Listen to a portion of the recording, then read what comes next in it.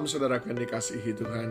Saudara pasti sudah sangat akrab dengan firman Tuhan yang ditulis dalam Markus 12 ayat yang ke-30. Kasihilah Tuhan Allahmu dengan segenap hatimu dan dengan segenap jiwamu dan dengan segenap akal budimu dan dengan segenap kekuatanmu.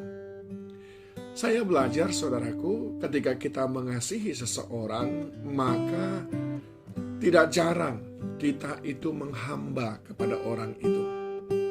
Sebut sajalah kalau saudara mengasihi anak-anak saudara, maka saudara akan lakukan apa saja untuk mereka. Seakan-akan saudara adalah budaknya dalam tanda petik. Karena saudara, biar mengorbankan diri saudara sekalipun, saudara tetap mau melakukannya. Karena saudara mengasihinya. Oleh sebab itu, erat sekali hubungan antara mengasihi dengan menyembah, dengan menghambakan diri kepada orang yang kita cintai, orang yang kita kasihi. Seorang pemuda yang sedang jatuh cinta umpamanya, maka apa saja yang diminta oleh sang gadis yang dia cintai, dia akan selalu berusaha mencarinya. Seakan-akan dia menjadi budak, menjadi hamba baginya. Tidak heran juga ada istilah bucin ataupun budak cinta. Nah, saudaraku yang dikasihi Tuhan, apakah saudara pernah mengimplementasikan firman ini dengan sebuah konsepsi bahwa sebetulnya kita adalah dipanggil untuk menjadi budak cintanya Tuhan? Dalam arti yang positif, dalam arti bahwa kita mencintai dia, mengasihi dia habis-habisan dengan segenap hati, segenap jiwa, segenap akal budi, dan dengan segenap kekuatan kita. Kisah yang terjadi di Betania menjadi sebuah contoh yang sangat baik bagi kita. Dicatat di dalam Markus pasal yang ke-14, juga Yohanes pasal yang ke-12. Saya mengambil versi Yohanes pasal yang ke-12 ayat 2 sampai dengan ayat yang ke-6. Di sana kita bisa mempelajari bahwa ketika saudara mencintai dan saudara itu mengabdikan diri kepada yang saudara cintai, maka saudara memiliki beberapa kebiasaan yang baru. Ada hal-hal yang keluar dari hidup saudara yang saudara tidak akan lakukan itu kepada orang lain yang tidak saudara cintai. Yang pertama adalah saudara akan mau melayani orang yang saudara cintai, orang yang saudara sembah, orang yang saudara kagumi. Saudara akan melayani dia. Bukankah kita terbiasa melayani orang yang lebih tua dari kita?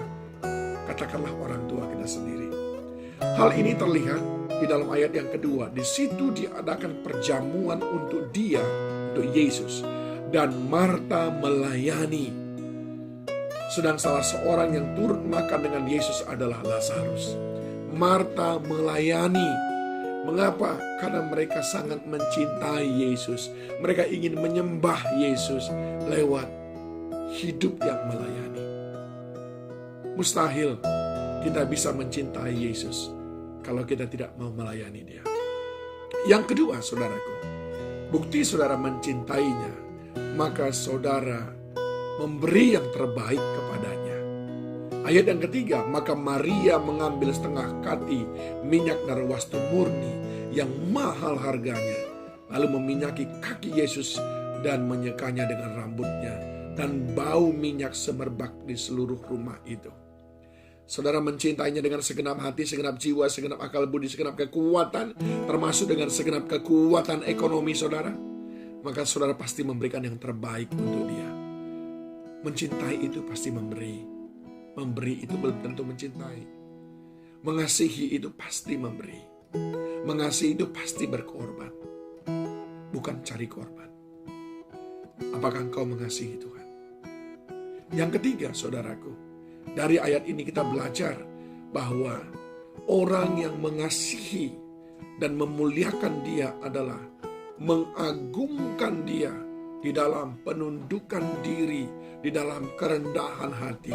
itu ditunjukkan oleh Maria ketika dia mengambil rambutnya lalu menyeka minyak itu dari ujung rambut sampai dengan ujung kaki Yesus. Rambut adalah mahkota perempuan dan itu diletakkan oleh Maria di bawah kaki Yesus. Karena dia sangat mengasihinya, tidak ada yang lebih penting, tidak ada yang terlalu berharga yang ada dalam dirinya pantas untuk dia banggakan dibandingkan dengan Yesus Kristus yang sangat mulia itu. Sebuah penyembahan yang luar biasa untuk yang dicinta.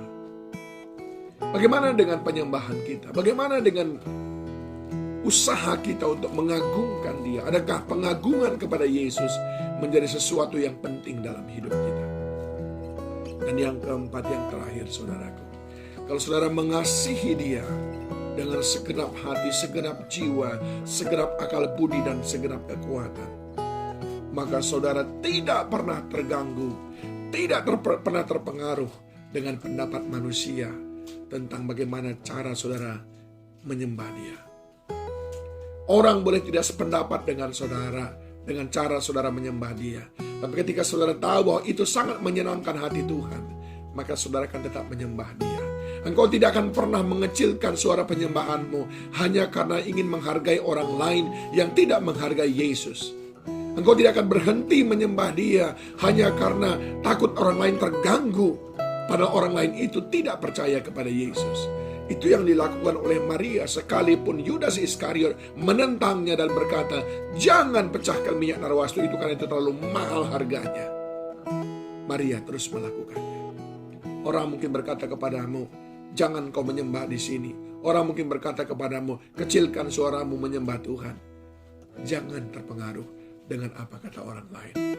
Sembahlah Tuhan, cintai Dia dengan segenap hati, segenap jiwa, segenap akal budi, dan dengan segenap kekuatanmu. Adakah engkau mengasihi Dia lebih daripada yang lain? Akan terlihat dari 4 hal di atas.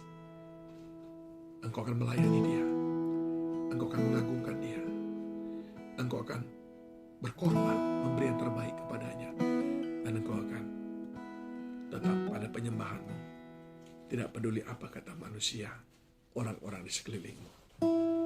Tuhan Yesus memberkati saudara.